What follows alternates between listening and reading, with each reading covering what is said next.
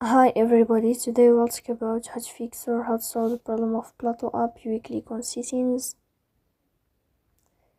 Here in this page you can go to apps, default apps, app settings.